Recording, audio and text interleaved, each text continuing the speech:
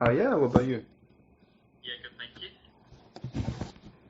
Um, so yeah, first of all, thanks for answering my request. Yeah, no Um, worries.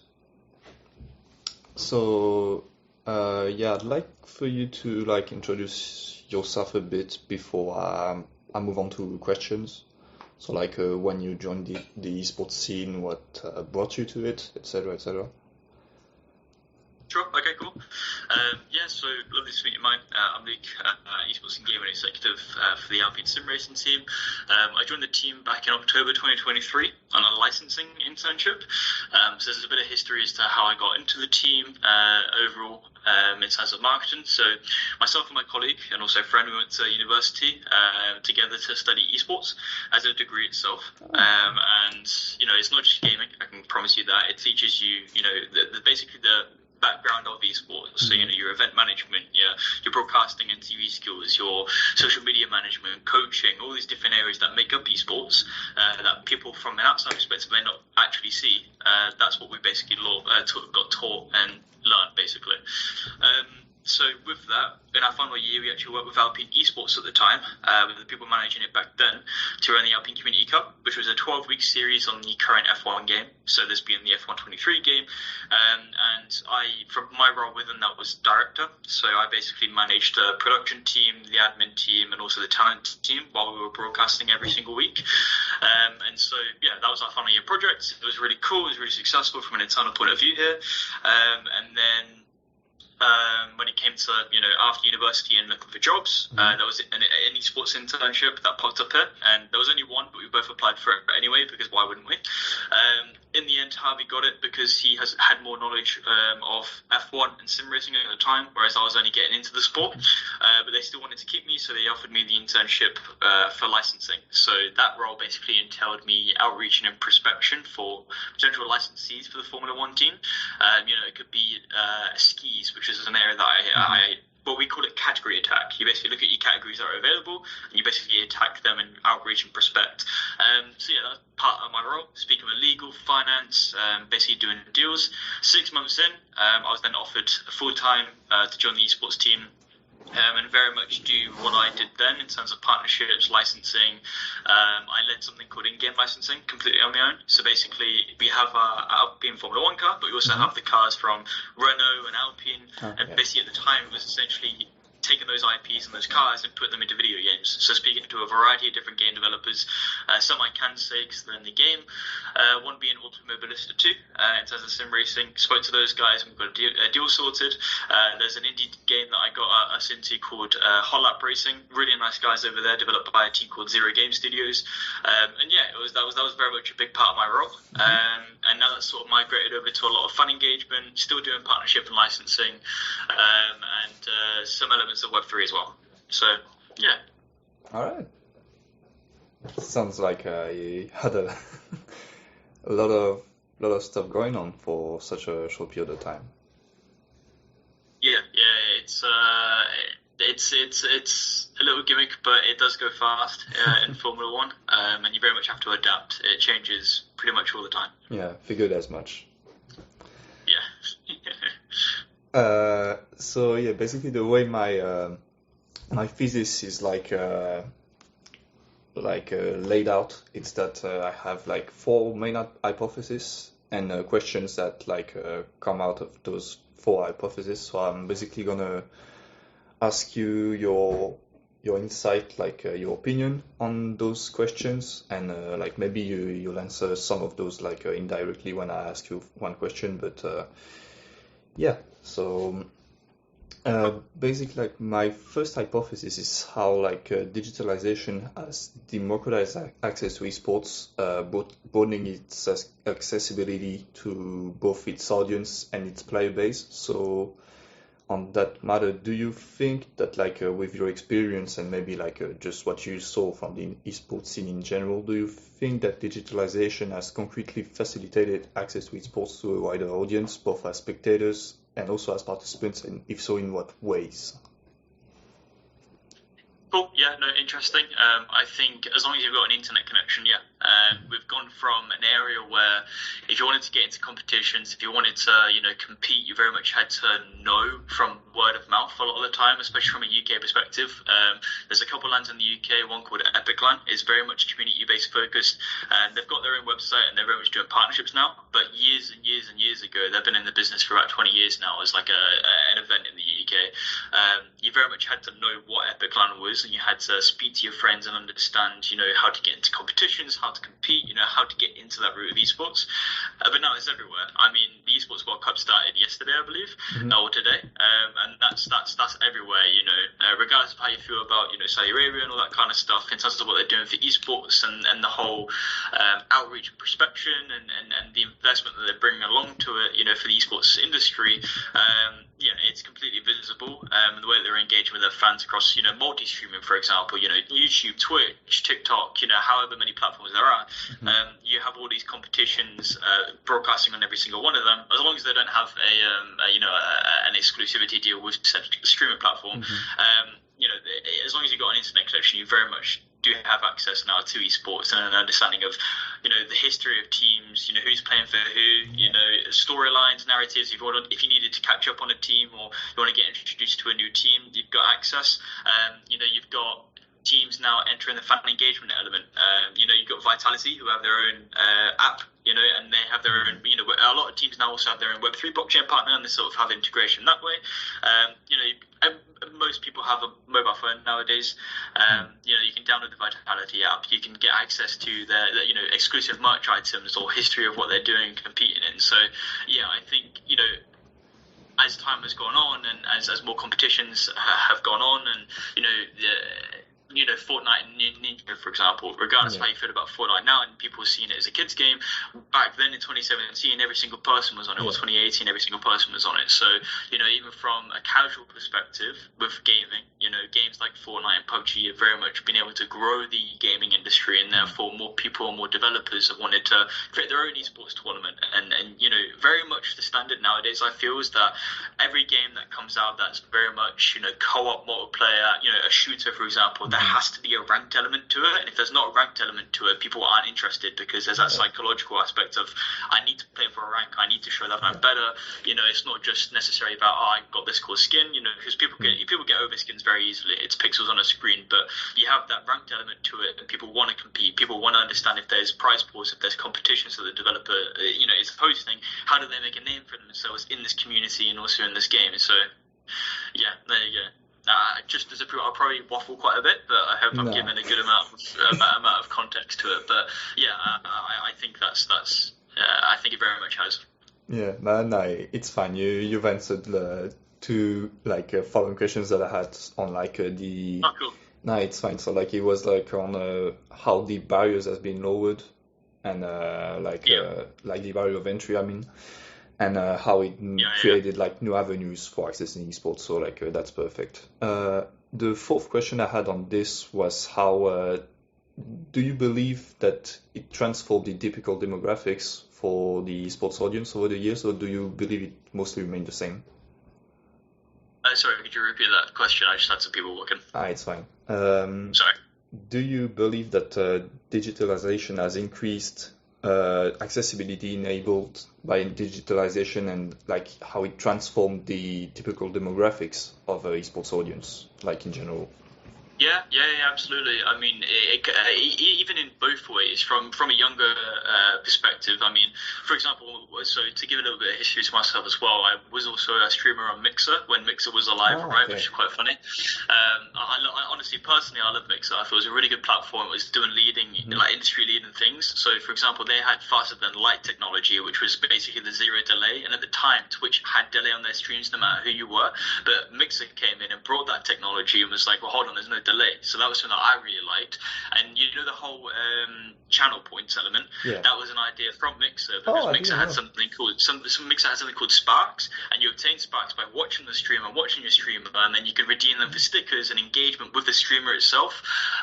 So from my perspective, and I was 14 at the time when I did stream, I was 14 to 16, and then the platform died because they just gave up. So I loved it. I thought it was a brilliant platform, really engaging, really interactive, and they did a lot of industry-leading things at the time, which then obviously other platforms have now adapted. Like Twitch has caught up with the zero delay element, all that kind of stuff. But going back to my point, Mixer as itself, like when Mixer was alive, if you had an Xbox console, Mixer was on the home dashboard, right? Yeah. So it meant that with it being on the home dashboard, more people, and especially in my case, I had quite a young audience because a lot of younger people wanted to experience and understand what Mixer was. So they click onto it, they understand it was a streaming platform, and then they'd have access to their streamer, right? So for me, I had both. I had it both ways. I was a streamer. It was very much a younger audience, but also a higher audience. I had a few, genuinely in their 30s, 40s watching because they enjoyed the content. So, from a streamer perspective, sure, but also from an esports perspective, absolutely.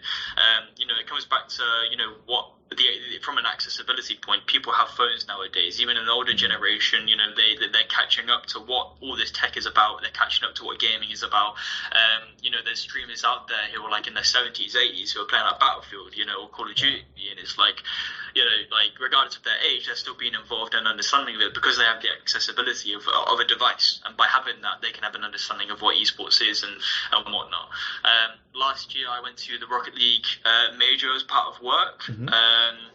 In June, and even from watching the audience and understanding, an audience element, there was a massive hybrid of different ages, and that's coming from Rocket League, which one side you could argue is just a child-friendly football game of cars, but the other is a very high-skilled game, and so there was a very broad range of ages there, and I think that also correlates to just an online perspective because of the accessibility of a mobile device and a console to watch gaming on and all that kind of stuff. So I absolutely believe so. I think it's only going to continue to grow.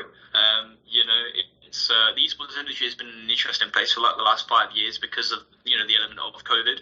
Obviously, it absolutely boomed in COVID for obvious reasons because everyone was stuck indoors, and gaming was a venture that most people did go to if they weren't in a game already. And after COVID, it's very much an understanding of where stability is because everyone pumped so much money, financials, staff and events into COVID that it's basically just stabilizing at the moment. But with Saudi coming in over the last couple of years, investing heavily into esports and esports teams, that brings stability, and because of that, I think it's here to stay and will be here to stay. Audiences will have that access wherever they are in the world. So you talked about wherever in the world, so I was about to touch that subject actually. So another hypothesis was how digitalization will enable esports to expand into new territories, and particularly developing countries, which would gain access to the practice and actively participate in it. So, you partially answered this with also mentioning the esports World Cup in Saudi Arabia. But do you think that, do you perceive digitalization as the main driver for the future of esports expansions into those new territories? Well, it absolutely does help because, massive online visibility from viewership and all that. Viewership is important for partners to get involved because then there's brand visibility and that whole ecosystem from a partnerships perspective. But it's not the only drive, and I think in less developing countries which need that support, it very much comes from a place of funding that's needed. For example, Valorant, and I might be wrong on this, but it's a bit basic from a conversation that I had from someone over there.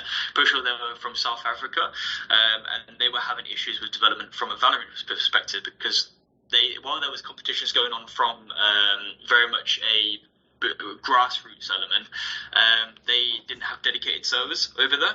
So when they were competing, they were playing on 100 ping, regardless of who was in that territory. They were playing on 100 ping, and it took Valorant 2-3 years before they added it in, a dedicated server for them, which meant that they could play on normal ping and actually sort of grow in that region.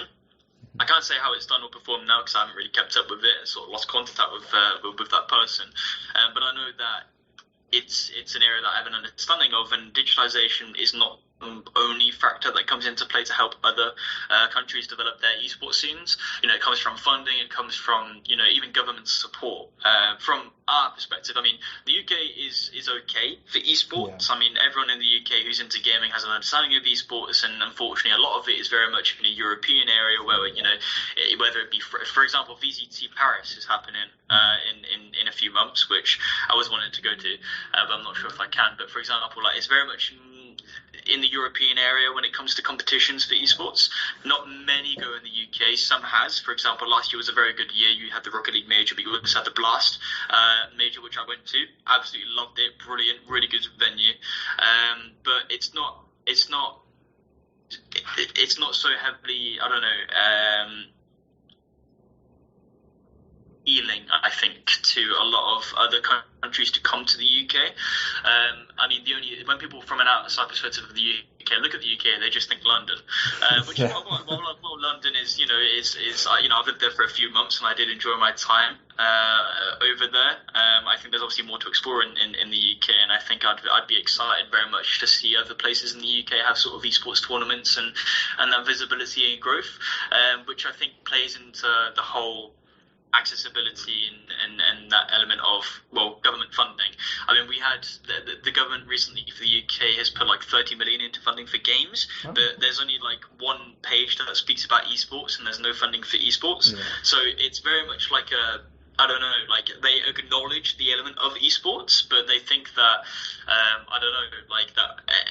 local authorities, local councils will sort out or something. I'm not entirely sure, but I mean, to finalise the point, digitalisation obviously has a massive factor to play, because it's that viewership, it's how companies, that want to host events in those territories have access to make competitions, will get partnerships, but it's not the sole driver. There's other elements that come into it. I mean, again, the whole funding element, even the manufacturing element, the hospitality, talent, it has to become accessible for so many other reasons, other than just being able to access and watch it from a digital perspective. Yeah, I mean the part where you said that England wasn't just London. It's kind of similar in France with France is not just Paris, but I can see the similarities. That's funny. Yeah. It's very much that stereotype, and it's So another question on that topic was, how do you believe that new talents might emerge from those countries? Once they get, you told me about South Africa, maybe once they got way better connection, when they got a dedicated server. Do you believe that they might have good talents that will just join the esports team, might even compete internationally? Thanks to it's definitely a possibility. What? Yeah, it's definitely a possibility. I mean, I believe that the person that I did have contact to actually travelled to the UK and stayed here for a few months to compete in other tournaments that were going on from a European region, element from online, not necessarily going to many in-person events. So they went to a couple, but it's definitely a possibility, and I think it's about, as a player yourself, especially if you're coming from a territory that isn't necessarily developed, you need to obviously prove yourself. There's going to be other people that in the same region that are going to want to try and prove themselves, especially if they're so passionate about esports and the game they're playing at. But I think, and you see this with a lot of players at the moment as well, when they have free time and they're not scrimming, is they make content, and making content provides that visibility, and it also works in their favour too, because it means that if they're seen as, so talented, popular, people enjoy them, not only will teams see them and potentially spot them and pick them up, whether they be on the bench to begin with and then they develop into, or a lot of teams have academy players, and it's a really good program. Maybe they join as an academy player and then they eventually climb up through the rank and actually become on the main roster. But as an individual and as some, a personality, because that's what they are at that point, they have the option then to have partners for themselves and sponsors for themselves, and that also helps them, the varied entry, that also removes that. Because if they're attracting partners and sponsors, it works both ways. They're going to then attract teams, because teams are going to see this person within this industry, within this game category. Not only are they attractive to those elements, but they're also good at their gameplay. you know, it works in both favors. So, yeah, I think so. But it's still hard. I mean, the esports industry is a very hard industry to break into. Yeah. You know, I do believe that some of it is very much who you know, not necessarily what you know. Unfortunately, and I think you know, that does need to change. You know, there's a lot of industries where that is the case, unfortunately, and more companies need to take risk, especially on people who are entering the industry, because who doesn't like fresh ideas? Who doesn't like young talent and fresh ideas and that whole element? So. So yeah, as much as I want to see more talent from other undeveloped countries, you know, come into main play or even get them developed in those countries, I don't necessarily see that happening for a while, just because it's something that takes a long time. That's just the reality of it. This because coming back to this Epicland event in the UK, they've been going for 20 years, but it's boomed heavily over the last 3 years. Like, so many new people have joined the community, so many people they've sold out a couple of times now, which hasn't been consistent for a while, even before COVID. So, you know, it takes a while. It takes a long time. So, we'll probably see that growth, but timeline wise, I'd like to see it in like the next 5 to 10 years. But yeah, we'll just have to see. All right. So I had another question regarding this, but you indirectly answered it, so perfect. My second to last hypothesis is how digitalization has allowed esports to become more structured and fostering its development and recognition from both players and institutions and just spectators. So do you believe that the digital tools and platforms have contributed to establishing more formal standards, like rules, let's say a standardized rule set around the world for how you play a game competitively, or just something that's way easier to understand, like in the entire ecosystem for everyone? Yeah, I think so. Going right into it from a competitive standpoint, obviously you as your team, you know, whether it be CS or VAL or whatever, you've got 5v5, you've got your stations, that kind of stuff. But immediately, those are placed in those stations on that stage for a specific reason, not only just for the in-person audience, but also for the cameras that are broadcasting to Twitch, to YouTube, to whatever, right? It works both ways, because as much revenue as they're bringing in from an in-person perspective, they're bringing in that revenue from an online perspective through ads on the platform and partnerships again and all that kind of stuff, right? But I also think from an integrity standpoint, players call out, you know, events that don't do it right, or if there's blatant cheating that goes on and people aren't happy, they're going to call out. They're going to go straight to Twitter, because everyone knows that Twitter is the best place to complain.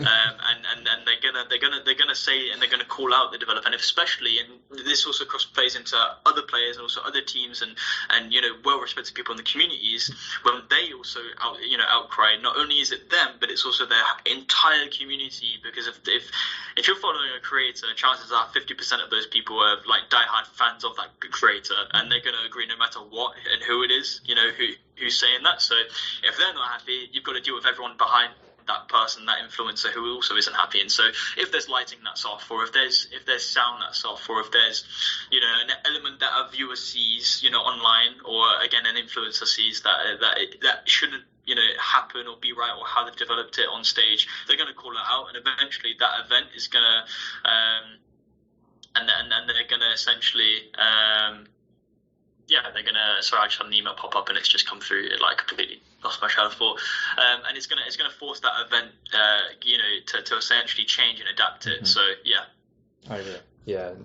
that makes sense. I have some examples of this, so yeah, that definitely perfect. Checks out. Perfect.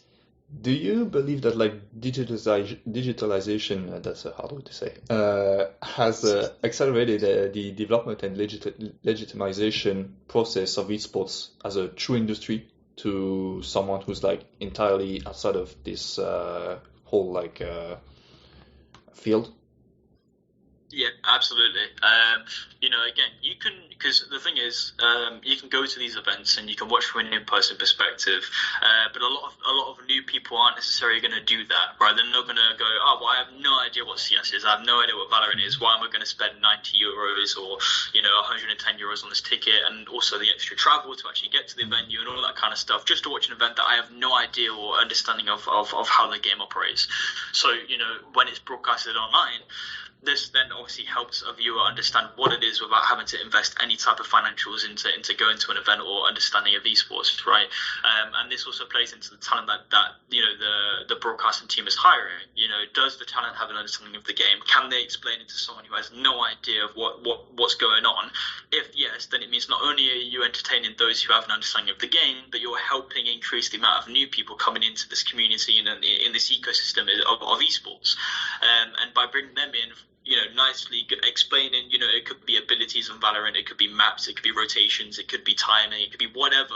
If you're explaining it in a really, really nice way, friendly approach that they're going to understand, then it's going to bring them in. And then what you've got is you've got someone who has no idea of what it is turning into a fan, and that fan is eventually going to come to an event and they're going to invest into the ecosystem of esports.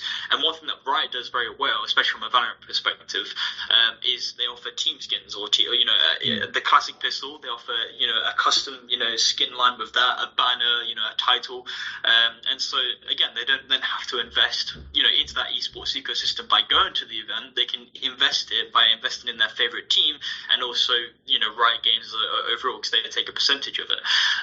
It's like a 50-50, but even then, again, from a financials and from an overall ecosystem perspective, it's helping not obviously the people behind the event, but also you're potentially helping a team that's coming forward and the underdogs. And a good example of this actually is the recent VCT with Valorant. Wolves, so Football Club Wolves, Wolverhampton. They have an esports team not from the UK, but they've got Wolverhampton's in the UK, and they've got an esports team. That's what I was meant to say. They were the underdogs. People didn't think they were going to do anything in this event, and they got knocked down into the lower finals, and then they climbed their way up, not lower finals, but lower bracket, and they climbed all the way up through lower bracket, and ended up going against Fnatic and losing against Fnatic. But these guys weren't even meant to get close. They weren't even meant to. They came third, and they weren't even meant to become third. But what that's done is that they've been able to grow a completely new audience because of it, because of how they are, and that's to the help of digitalization, because these events are pushing out their brand and their name, and yeah, again, from a new fan perspective, it might be that they then decide to purchase the Wolverhampton or Wolves skin line, and again, that helps that fan transition into more of a personal connection to the team, and therefore more personal connection to the game, and then they're going to spend money on skins in the game and help support that from an ecosystem perspective. So yeah, I mean, might be getting done. there's a bunch of games that use this sort of mechanic, because I'm pretty sure Dota, it puts the entire spendings for skins and everything into the prize pools for main events, and that's why they have ludicrous amounts of money as cash prizes. Yeah, exactly. Dota 2 does it very well as well. They do as the community spends money on skins and all that kind of stuff, Valve will match that basically and help bring that prize pool up together from a community focus. So yeah, absolutely.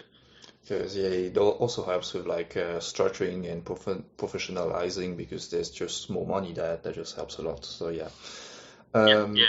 My final hypothesis was it kind of goes back to online spectatorship, as you mentioned it a bit earlier. So it's how digitalization will allow esports to be eventually, if that does happen, at the forefront of online spectator experience, and even maybe become a benchmark of the genre. So do you believe that digitalization has the potential to put esports at the forefront of innovation in online spectator experience compared to other forms of entertainment that are more mainstream, sort of?